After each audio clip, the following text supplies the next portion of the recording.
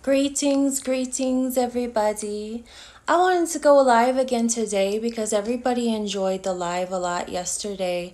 And I want to touch on something just briefly before I continue the rest of my day. But today, Spirit decided to bring up money. Okay, Spirit decided to bring up a lot to do about money and the root of what you do with your money and your investments. Okay. So I just want to talk really quickly because last year I was in a misa, or I was in a spiritual mass, right? And one of the messages that came through one of the mediums in attendance was that I needed to get over my resistance or my block surrounding money. Okay. So a lot of us, we don't come from a lot of generational wealth, right? A lot of us come from families that have negativity surrounding self-worth. And if you have negativity surrounding your self-worth, you are going to have blocks when it comes to money. Okay. So during the Misa, he looked at me, he goes, you have a strong presence of an Eshu Leroye around you, which is a path of Eshu in our religion. And that spirit around you is a master of the marketplace. And it says that you've shoved that version of you down. Okay. And so one thing that people don't realize, as I'm a child of Oshun, when we think about Oshun, right? We're thinking about Beyonce. We're thinking about Jennifer Lopez. Even to bring up, women, other women who are in power. Even I've heard that Erica Badu is a daughter of Oshun. When we think about this divine feminine energy that is in such a powerful place, a high place, and asks, why does a person need to accumulate wealth and accumulate this to get to a high place to influence others? And that's something that I spoke on in the message today on my page, was that in order to be influential, sometimes we have to accumulate our influence. And unfortunately, on a lot of the 3D level, that surrounds power and money. And so that's why a lot of us, when we are struggling to get to our destiny or struggling to get to our purpose, we have to go through those struggles of overcoming and taking the steps to come into our personal power, come into our self-love, come into that place of wealth within ourselves before we can really start accumulating money. Okay. And one thing that my padrino says is that the world is a marketplace, okay? And we keep incarnating over and over and over again until we come to figure out what experiences we come to pick up for our mission, okay?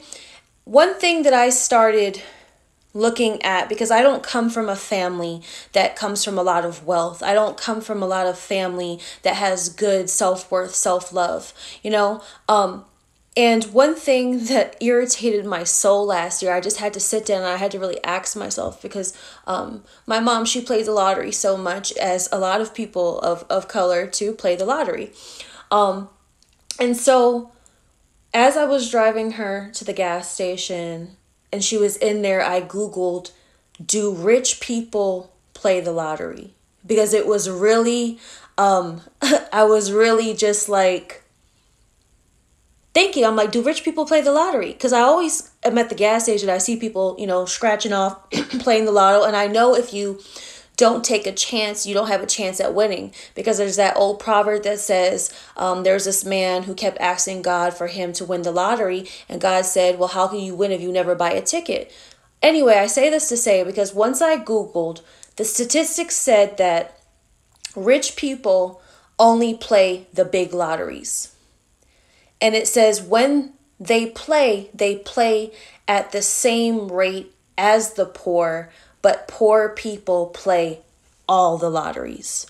So that got me to thinking. So if poor people, right, play all the lotteries, how much money are they spending on the lottery? Okay. So if we want to be a real, right, if you spend $1 a day on playing the lottery, and there are $365 in a year, you spend $365 a year on something that you may never had a chance at truly winning, and think about how much you could take from $365 and start a business or make an investment. So many people I know that play the lottery like every day or frequently, they're always complaining that they don't have something or they don't have something that they want to do, but they play the lottery every day. That $365 could have gone towards that trip you've always wanted to take. It would go into that business you've always wanted, but it's surrounding the root of lack of self-worth. You don't feel that you can win big or have everything you want, and you leave it to chance. Oh, Lord, does that hit you now? You're leaving it to chance. You're leaving it to luck. A lot of people who really get to the point and the place know that they create their own luck. They know that they create their own destiny. And so what it made me think is, damn, yo, at some point, somebody who comes from a wealthy family, that person in their family was probably poor, but that person took a big risk on something and created that generational wealth. And maybe what they did was teach their ways, their self-love, and their self-worth to those people to maintain it and to have that sustainability. Okay? Let me tell you something. When I was in the sex industry, I felt so empowered to know that I could seduce the world to giving me money, because I went to school. I went to college. I have a degree. And when I got out of college, I made $360 every 2 weeks. Every 2 weeks at a place where they did not value me. I was somebody that offered so much, but I got shit on. And I remember I said, okay, well, fuck it. I'm going to go back to grad school. And I quit. And then I remember, because my godbrother just asked me about this today. I applied to go to grad school at SCAD, which is a really prestigious art school, okay? And it was funny because when I made that decision to leave the job that I had, I wrote my entrance letter to SCAD. I remember I poured my heart into that letter. And upon gaining entrance, they decided to give me a scholarship, which was only like $5,000 a quarter, but that school's fucking expensive, so that mattered. And they gave me mainly free books and all these things. So now that I'm sitting here, and hindsight is 2020, I'm like, damn, they gave me so much prosperity, the money to go to school and the books, because they saw what I was willing within myself to pour into that program. Anyway, long story short, after the first quarter that I went there, my financial aid fell through and I had to drop out. And that's how I ended up in sex work, okay? One of the things where I tell people I have no shame around that time in my life, because it was a daughter of Oshun. Funny enough, this is when I knew nothing about Oshun. She was the one who got me into that business. And I remember after the first week, I felt a bit of shame around it, okay? Because we had to go through 5 days of training, okay? I'm gonna put all of it out here now. When I first got into sex work, I did massages, okay? I did adult massages. The first 5 days, we had to go through training. So a part of our money went to the lady that ran the place, and the rest of it we got to keep. So I think within 5 days, I made close to $2,000. And I remember having shame around what it was attached to.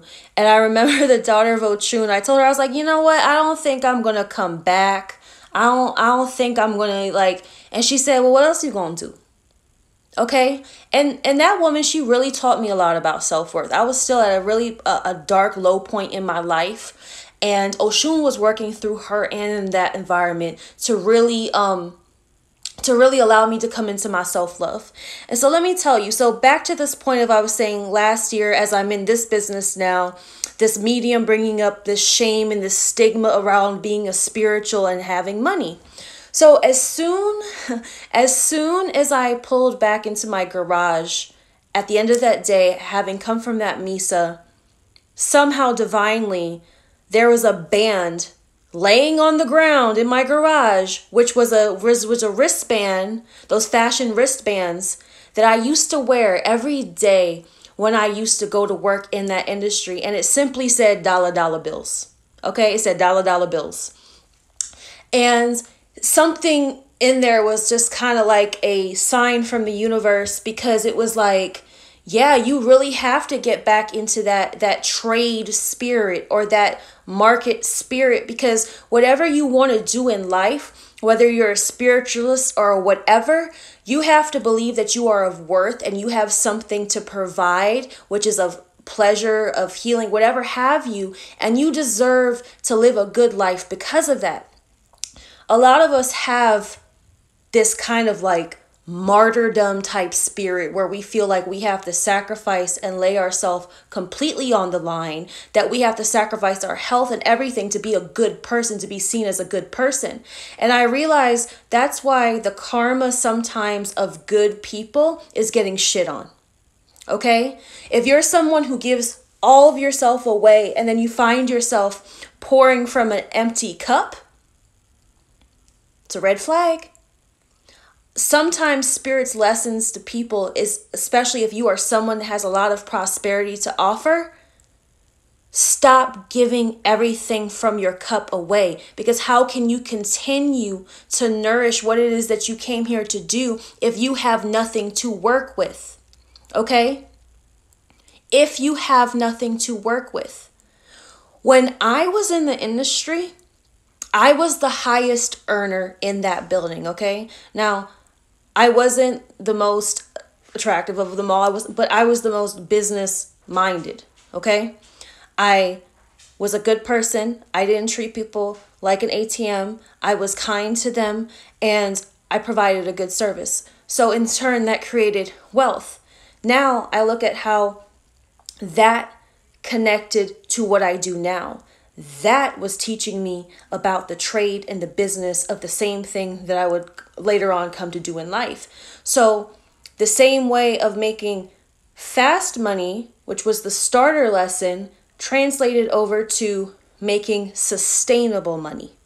Okay? Because at some point with that business, I got to the point where my spirit said, this is enough. This is not fulfilling you anymore. This is starting to make you unhappy. You know, this is the end of the road. And Spirit was starting to put me into positions that I had never been in before. I had someone come in that was aggressive with me. And I was just like, oh no, this has never happened before, because I always put out the type of energy that I wanted to get back. And that's why even now, if you're someone who's aiming to start a business, right? Putting out what you want to get back is essential. It's the type of energy that you want to receive. People always say to me, oh, I assume that you're booked all the time. I'm booked fairly decent out, but I only get the type of clients that are really ready to come and work and be of quality, because I only aim to attract quality. That's why as I've grown and I've invested in myself, my prices get higher, because it weeds out the people who are not serious. This is all why we have to understand currency, money, quality, self-worth, all of these things, because whatever you want to do in life, that's the type of energy that you have to put out, so you're attracting more of that. Okay? So whatever you have to do to keep yourself in that whatever. And so back to me rolling into the garage and finding that, I remember the feeling that I got when I used to like be getting ready for work and going to get to the bag, right? Like I reset my ringtone to fucking Rihanna Pour It Up, because there used to be just such this essence of feeling worthy to go into work and to receive, that even in the ads, because, you know, I don't know if y'all know about the underworld or the underbelly that is the industry, and now it's getting shut down. And that's around the time that I got out too. You know, Backpage, okay?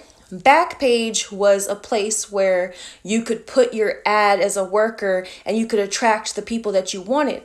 I was so intentful in the way that I designed my ad, from my wording to my pictures to what I was about. I had rules. I had all of these things, right? Because even if you're someone who's an upcoming bruja and a worker, right? You not having boundaries, you not having rules, not putting out what you're worth, you gonna get a whole bunch of bullshit coming at you. So I could intuitively, I was so in tune and I was so connected, I could hear a call come in. And based on a question that a client, potential client asked me, I knew that I didn't want to see them. It's the same thing in this line of work now. Based on the type of questions that people ask me, I can know what type of client they are. And I can be like, I don't know if I want to work with them or not. And that's one thing, okay? That is one thing in life that I think that when you start moving in self-love, that you realize when you are not moving from a place of lack, when you are not moving from a place of desperation, you will not settle for less when you know that you have more to gain by simply saying no to something that is going to test your integrity. Okay? There are other people who will sell themselves for less. That has nothing to do with you. If you can't relate, you can't relate. I remember one time someone called me, they had made their appointment, they were on their way, and 5 minutes before he was like, I ain't finna come again, I found someone cheaper. And I'm like, cool. But then for the next 10 minutes, he continued to text me aggressively saying that I was a scam artist, that I was No, you just simply chose to go with someone that possibly because of the quality, right? Or the quantity you chose to go with. I know what I offer. I know what I'm worth. I know what I deserve. Back then in that business, I was making $200 an hour. Okay? I made $200 an hour.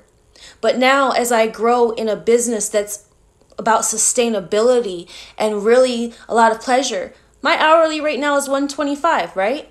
But as I grow, I invest more in myself. Maybe I will get back to that $200 an hour. I will put myself back up, right?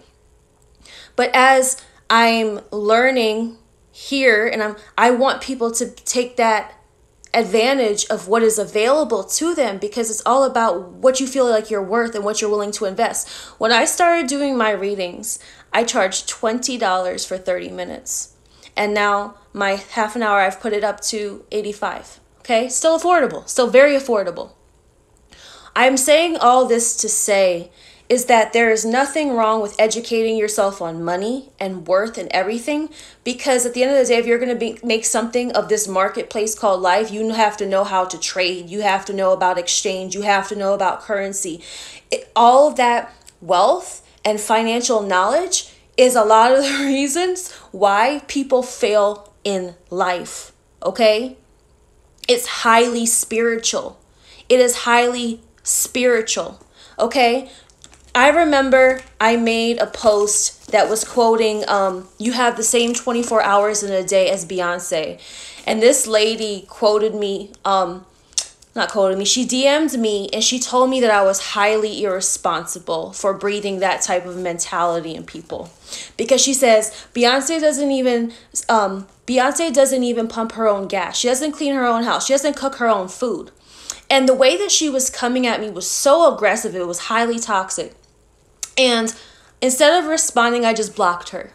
But one thing I will tell you is this. Beyonce did start at a place where she did not she pumped her own gas. She started at a place where she cleaned her own house. She started at a place that she had to do everything for herself. But guess what?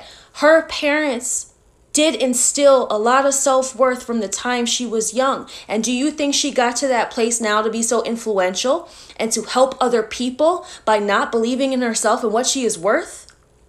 When we look at someone like Oprah Winfrey, I'm gonna get emotional. Oprah Winfrey, who was raped, told she was ugly, told all of these things. Do you think Oprah became a self-made media billionaire because she had low self-worth? No, but look at how she impacts people. Regardless if people like these people or not, you cannot deny their influence of how they have used their money to help heal the world. And so if you feel like you are someone of influence, if you have something to offer the world, if you are here for a purpose to bring some sort of prosperity and wealth from yourself to other people, and you're talking about hundreds of thousands of people, tapping into your energy. I want you to picture this, okay? What do I have right? Whatever. Let's just say this is Beyonce. Every time Beyonce goes on stage and she's in front of 75,000 people in a fucking arena, they are all tuned in and engaged on her, and they are feeding off of her energy to make them feel good. Every time, and this is why I don't go live a lot, and I'm going to put out, I don't go live a lot, or even when you do events, you have to be mindful. People are tapping into you and they are absorbing from you. Empathically, they are trying to connect to you. They are courting to you. So to say that people don't deserve money to have the self-care to be able to replenish that, people are motherfucking full of shit. I watched the documentary called I Am Not Your Guru about Tony Robbins and how he does this event every year called A Date with Destiny, right? He charges $5,000 to attend this 5-day long empowerment that he does in Boca every year. And they literally showed how much preparation he went through even with himself before he went in to do that. And people say, oh, okay, well, he's not doing that every day of the year. No, now he does not have to. People have to understand the reason why people want money is to have more options, to have more time, to have whatever have you. Because a lot of us are stuck in the 9-to-5 grind that we have to be hustling, going all the time.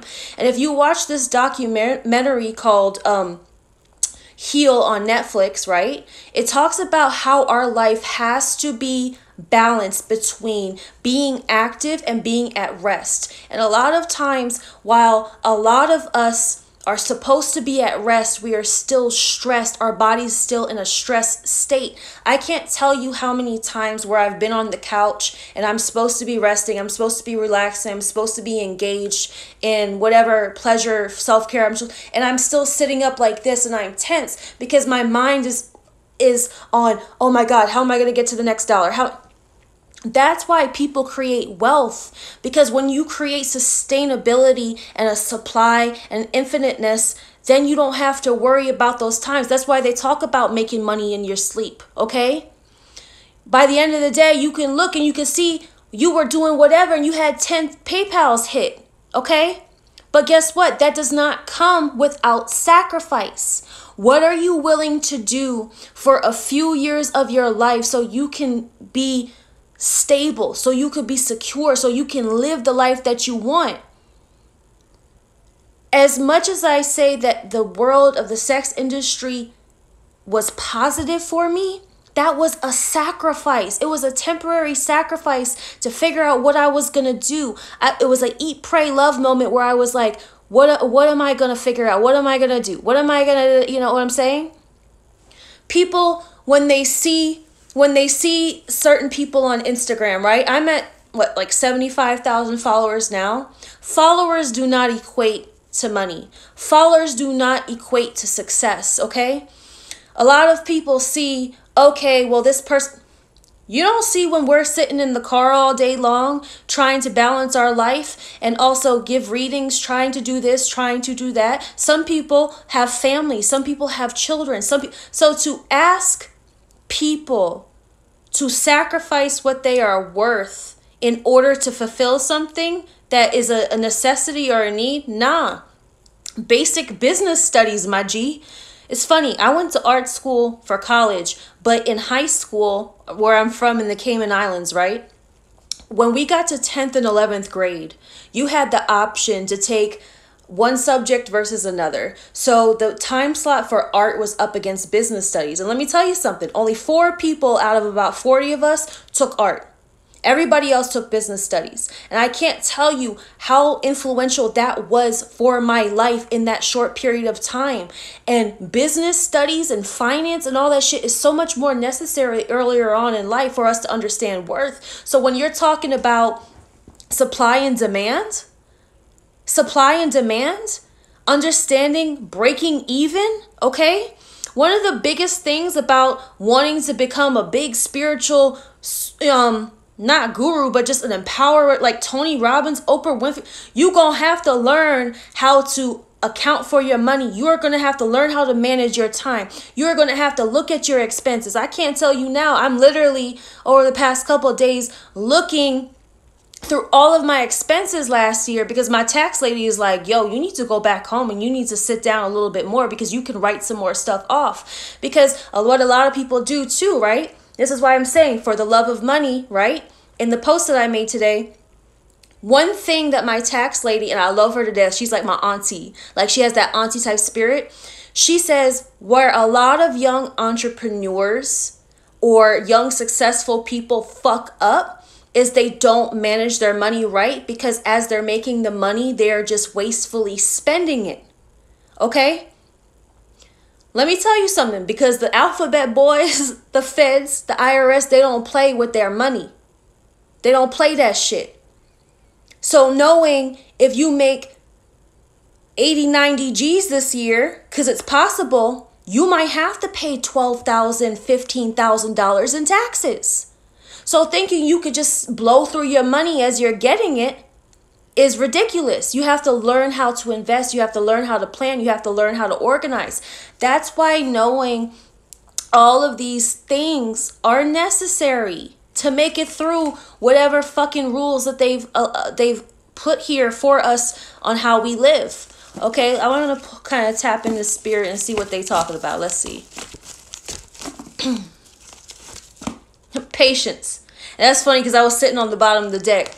Archangel Jophiel, your dreams are blooming more rapidly than you realize. Still, they need nurturing and patience. Okay, and this boils to the message that I was literally, and it's so funny because the viewers keep sitting at like 222, 223. All y'all see it too, right? 222. 222 is pay attention to your thoughts as they are answers, and the way that you think is a big key. Okay, this is actually what came up in this AM's reading. In my post, you have to treat this shit like a garden. You have to nurture everything that you are accumulating. They have to be the seeds that you plant that is for sustainability. Okay? A lot of people right now in the spiritual game on some trendy shit. They're like, oh, people banking out, making spirituality cool and trendy, whatever. Let me tell you something. It ain't the alphabet boys or the IRS they got to worry about. It's spirit and the covenant that they need to fulfill. Because just like I said, there's no problem with becoming someone of power and influence and makes a lot of money and has respect in a spiritual stance. But what you do with that shit is going to catch up with you. And who you are going to have to be accountable to is spirit. Okay? Why you think people like Creflo Dollar, all those people, all the mega church people, they get held accountable later on? Okay? Because when you really supposed to be helping your flock and you doing bullshit with what your flock puts into you, you gonna be caught out here, homie. Okay? You gonna be caught out here. It don't matter how good you think you are at trying to get over on people, you can't get over on the Most High. Because the Most High cuts your checks. God cuts your checks. So if you out here trying to do dirty by people with your intentions, okay, yeah, the church is all like, you know, there's some, to a certain extent, this is how I feel, okay? Whether it be tarot readers or a pastor, a lot of people who are in attendance need to start taking more fucking accountability for themselves. And I just realized I'm sitting here with all sorts of food on my shirt. I don't give a fuck, whatever. With my breakfast on my shirt. A lot of people make excuses. A lot of people don't want to be held accountable. For many years, I sat in a church and I wasn't hearing the message. I wasn't hearing God. When I really started hearing God was a few years ago. I listened to Joel Osteen. I like Joel, okay? I like Joel on a level because he makes me understand and he motivates and he speaks my language. So if you actually listen to the way that I deliver a lot of my messages and you listen to Joel Osteen, you're going to hear a lot of difference because he was majorly impactful on how I learned how to interpret spirit to people. Because if people can't take the word of God and make it applicable and motivating in their life, they're not going to know what to do with it. It's the same thing with tarot readers. It's the same thing with spiritualists. If we don't know how to take that and empower ourselves and meet God halfway, you have no one to blame besides yourself. Okay? When me and my mom moved here from the Cayman Islands, okay? We started going to this church over in Union City, Georgia. And we started realizing it was almost like no different than going to the club. Every week, the pastor's wife was in there with a different hairdo, a different outfit, and he's up there preaching about how women need to not spend their money on this and spend it. But his wife was up there every week in the front row like the women he talked about. That man didn't even carry his own Bible, or he had a man and waiting behind him. So, first of all, he was never in the building until it was time for him to go on. He wasn't there for any of that. Then when it was time for him to come on, he walked in and his man in waiting, his do boy, his Fosworth Bentley was behind him to put his books on the thing and put him down for him. He'd say his word and then he'd leave. Okay? He would never, ever greet his flock at the door. He didn't know his flock, okay? So my mama decides one day she wants to do outreach. So she goes and does outreach to inquire about outreach. And she goes, I want to do community work with you guys. I want to help. And they said, are you a member of the church? And she said, no. They're like, well, you're a liability. I don't know if you can do work with us because we don't know you like that. And so my mama said, well, I guess I'll stop tithing then, because if I'm not good enough to give purpose and to give light and to give whatever to the good work that you're doing, my money has no place here. And they was like, nah, you can still give money. She's like, nah, because you say you don't know me. So if you don't know me, I'm going to take myself elsewhere. I'm not of value here, okay? And so that's the thing. One of the things that I try now to maintain my best at doing is the interaction with my followers or my flock or whatever have you. Because that's the beautiful thing that I have loved about the practice of Santeria and Ifa, is that the elders, right? Because when you look at the elders of the church are supposed to know their members in order to help them. Okay, if you need help, you're supposed to be able to go to it. And so when someone comes to me as a client, they're paying a tithe, but they know where their tithe is going because it's going back to them. So when you go to church or you go to a place of sacredness or sacred space, you're supposed to be able to hear God. And what I aim to do in my sessions is allow people to hear God, whether coming through me, and so teach them how to tap in so they hear God through themselves. If that ain't an investment or a real tithe, I don't know. Okay? So even when people are looking to work with spiritual practitioners, you have to look at, okay, what do I feel that they are worth, that they can share that wealth, and that I can find that worth in me. That's why one of the best pieces of advice that my elder gave me before I even chose for him to be my elder, he said, I don't want you to immediately jump in and pick me. If you feel like you got to go shop elders before you make that decision, do that. He goes, but the one thing I will tell you about choosing is that choose a person that you can be appreciative of the way that they are living. Because if you see someone out here selling prosperity spells and prosperity candles and they broke and their life is in shambles, they are not living what they preach. Okay? If you are seeing someone out here talking about healthy relationships all the time, yet they don't have any healthy relationships around them and they're always in drama, something ain't right. Okay? If someone's talking about love all the time, but they don't have any self-love for themselves or others, something's wrong. Okay, let's pull another card from here. I'm going to get off of here soon. Prioritize. Archangel Metatron. Focus on your highest priorities. I will help you get organized and motivated. With wealth and with having, what are your priorities and what you aim to do with it? What is important to you, and what do you know that's a priority that you have to put high in order to give back to this world and to have, so being patient with the process, right? Okay, if I know I want a garden full of things that are going to sustain me in wealth, I know I have to put things as a priority now. You might plant seeds now and you might not see fruit for 5 years, but guess what? It's still priority to water them motherfuckers. It's still priority to make sure that they get care. Think about plants, right?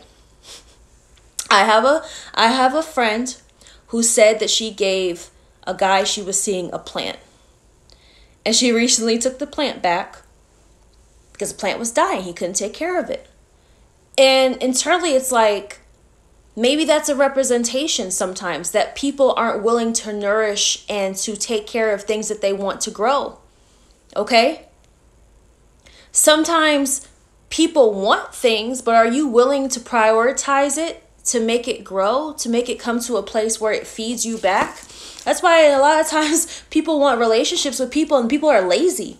Do you know how lazy this society has made us recently? Because we have made it cool to think that we don't have to nurture shit. My fallback game's strong. Okay, whatever. Cut people off real quick. Okay? Nope. That's not how life works. There are some relationships that serve certain periods of time, but there's gonna be some where that motherfucker's gonna be like a plant where it's like over and looks like it's about to die.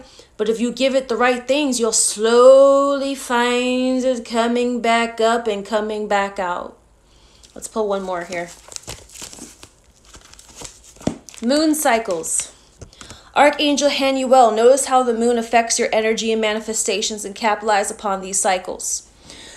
So, moon cycles are very important, okay? Moon cycles, and you even think about how people don't realize that the moon affects the tides and affects the ocean, and the ocean is a source of energy and supply in this world, that just everything, right? Moon cycles. Average woman has 28 days in a cycle. All right, 21 of those days she is going through a process where potentially she can create life. And that 1 week, give or take, if life has not been conceived, then she sheds away the lining of the uterus, right, and passes it out as what we call a moon cycle or a period. Every time you let 21 days pass where you don't implement planting seeds and doing the things that you need to do, you are wasting your life force. How about them apples? Okay? Every time we do not fertilize and try to conceive shit every 21 days, you wasting life force. It takes 21 days to make or break a habit. And it takes around 90 days, about 3 months for that shit to stick. 3 months, right? Hold on, let's blow our minds. This is simple math. 4 seasons in the year, average of 3 months. It only takes 1 season of change to what? Change your life.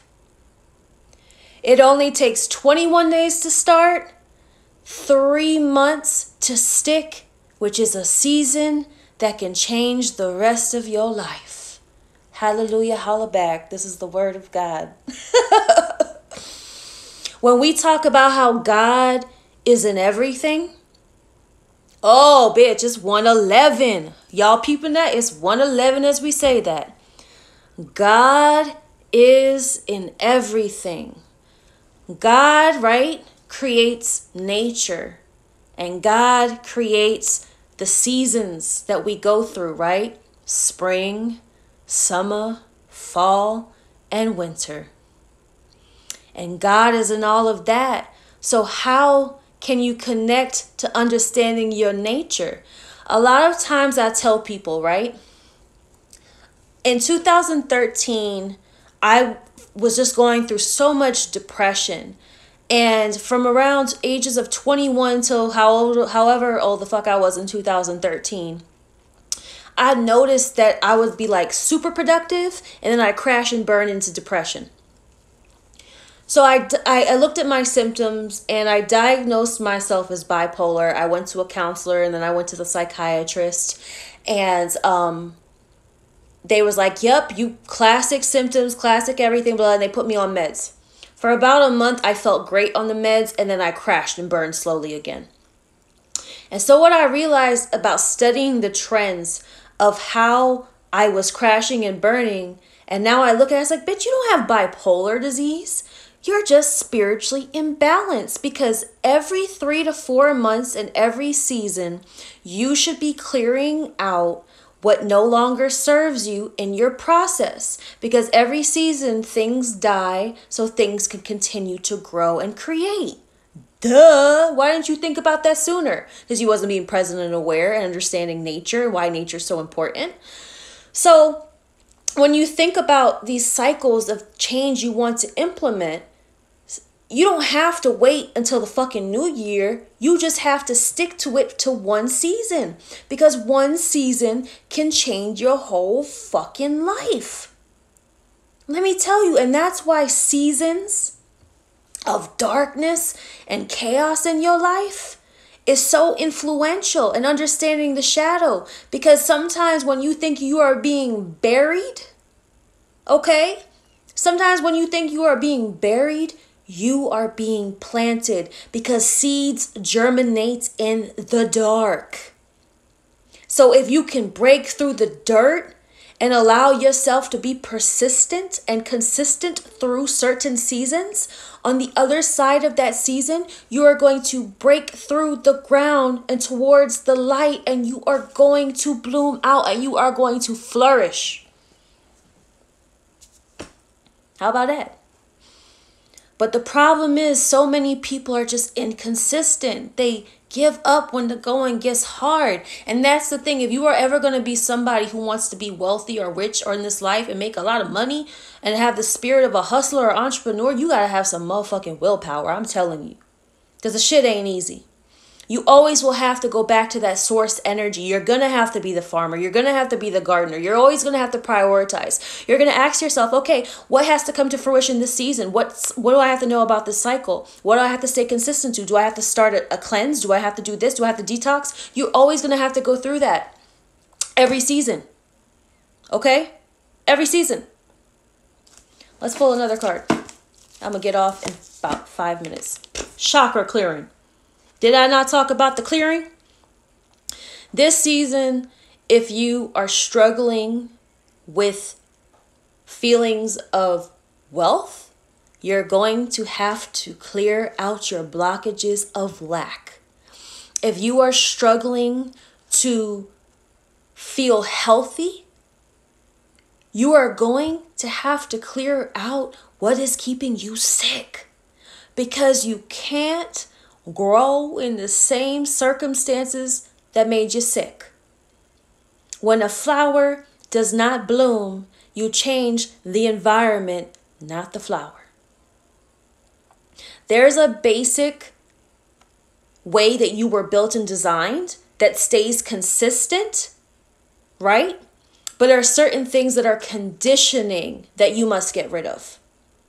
We are all born with a mission and a basic design. And it is your job to increase on your design, right? Throughout life. That's what evolution and adaptability is about. Okay? When you look at a fucking liger, if you all know what a liger is, it's like a cross between a lion and a tiger. The basic archetypes of both animals are there, but through the together, it becomes a new evolved species. So, what's another card? Crystal clear intentions. Archangel Michael, be clear about what you desire and focus upon it with unwavering faith. One of my counselors that I work with, his name is Shalom Melzadek. He's been my intimacy, union, and partner coach, but he's also teaching me many other great things. He keeps me accountable. He told me, and he has been posting a lot about this, stop being vague about what you want. If you want a bomb-ass life, create a bomb-ass life. Who is to tell you that that bomb-ass life is not the one you're supposed to have? Because God does say, if you want to look in the Bible, God says that you're supposed to ask big. God says you are supposed to take your fruits and multiply. God says you are not supposed to bury your talents in the sand. Okay? You are not supposed, there's a parable about two people in the Bible. One took what God gave him and didn't make shit of it. And the other took him and multiplied. As long as you take what you have been given as your ashe and your power in yourself, and you are honest and of integrity and purity and whatever of it, and you take it and you multiply from it and you create a big magnificent life that gives to you and others, who gives a fuck about what somebody got to say about what you got? You think Beyonce gives a fuck now if people talk about she don't pump her own gas? She earned that shit. Stop allowing people to convince you that you are not deserving of the life that you intended to create to be able to share your talents with the world. Okay?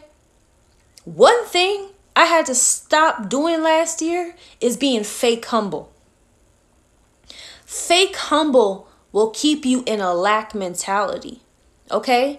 I thought that I had to be more humble and modest than I needed to be, because I felt that if people saw me as a spiritual leader and I was making money and I was living a certain life, that I was ingenuine, that I was a scam artist. That's so untrue. There's a lot of people out here that are showing you in your face that they're ingenuine. Right? So what I had to start doing is disconnecting that feeling of lack that I'm not deserving, because if I have more, people are going to think that I'm ingenuine and that I'm not authentic, okay? Yes, fake humble. You don't have to be fake humble, because fake humble allows you from receiving. Fake humble allows you to be blocked and tell the universe that you don't want more. Even if you're someone who can't take a compliment, you're blocking yourself from intuitively being able to receive more. Because if you don't allow people to give you gratitude, okay,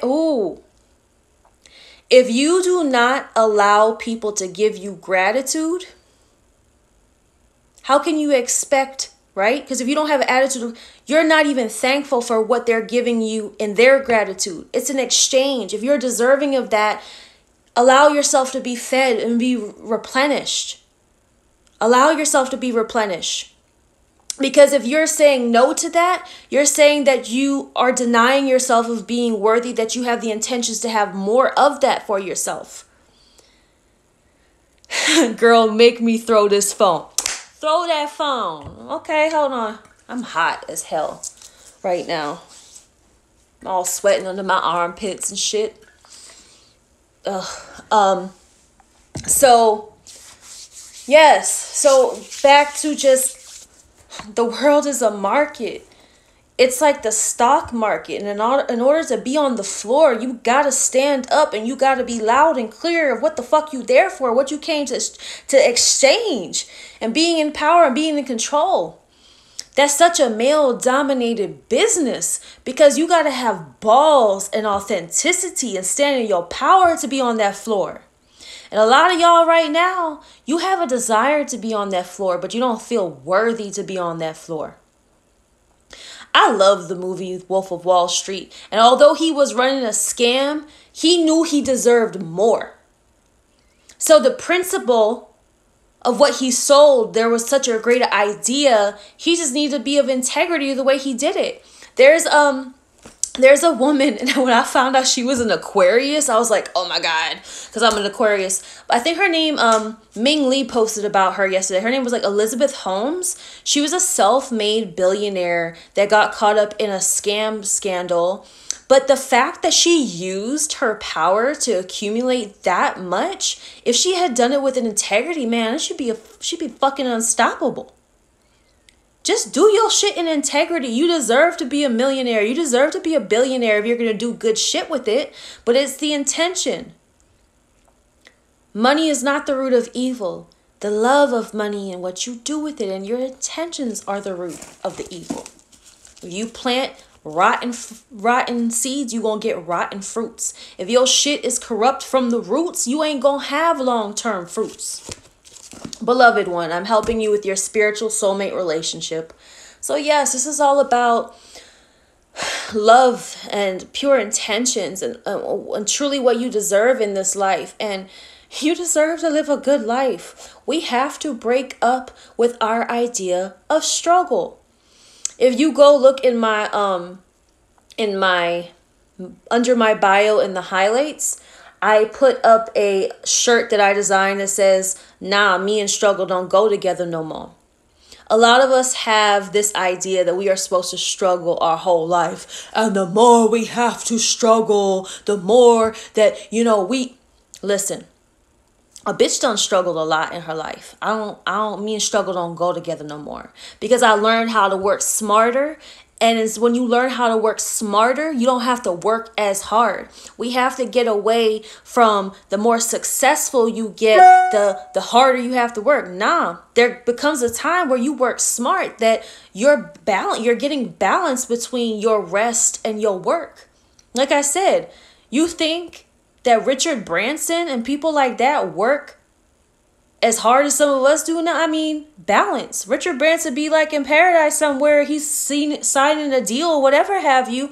But it's about feeling like you're worth that balance, and so you can still handle your business. So I just wanted to get on. I think I'm gonna try and do this as I can, because Spirit has been compelling me yesterday and today to just get on here and just talk a little bit more freely. Also away from some of just the moon readings, because I think a lot of y'all need this, and whatever I can give freely that can help you, it always comes back to me. It ain't nothing but just sharing a lot of experience too, because I feel like I've said my mission is about duality. As much as we're talking about spiritual, we have to understand the physical. As above, so below. They go together. As much as we want to be woo-woo, right? Too much woo-woo is just unhealthy, because people are all stuck in woo-woo world, and then they can't operate and work functionally in the world. And this is where you are stuck right now. You came down here to do some shit great for the woo-woo, but get to fucking work. Okay? So it's all great. We can name chakras, fucking be on yoga mats and do all that kombucha bullshit. It's great. It's balance. But you have to know how to make that work. So with that being said, y'all, I love you lots. I hope this has helped. I'm going to press save, and hopefully I can save it, because yesterday I couldn't save the other one to my phone, and I would really like to save this one to my phone, but we'll see. Anyway, y'all, enjoy the rest of your day. I'm going to go get my self-care in before I get back to work. I've already gotten in 2 sessions today. One over there in Scotland and one in Brooklyn, New York. So, yeah, this is my life. I live at home, work at home, doing whatever. But it's possible. You can do whatever you want and have the balance of your self-care and your work. And you can be happy and you can enjoy. But literally, I saw this post yesterday that says, stop letting these little fucking petty ass jobs in life destroy your health. Okay? Be brave about the things that you want to go after. Be brave. It's going to take a lot of self-worth, self-care, and patience and prioritization, but it's going to be worth it. Okay? Love and light to y'all. Go get to your bags, whether it be spiritually, mentally, emotionally, physically. I want you to get the bag. I want you to walk out with the check, and remember who signs your checks in your life, whose payroll you on. Okay? Allow that to work in exchange for you. All right, y'all. Have a beautiful day. Bye.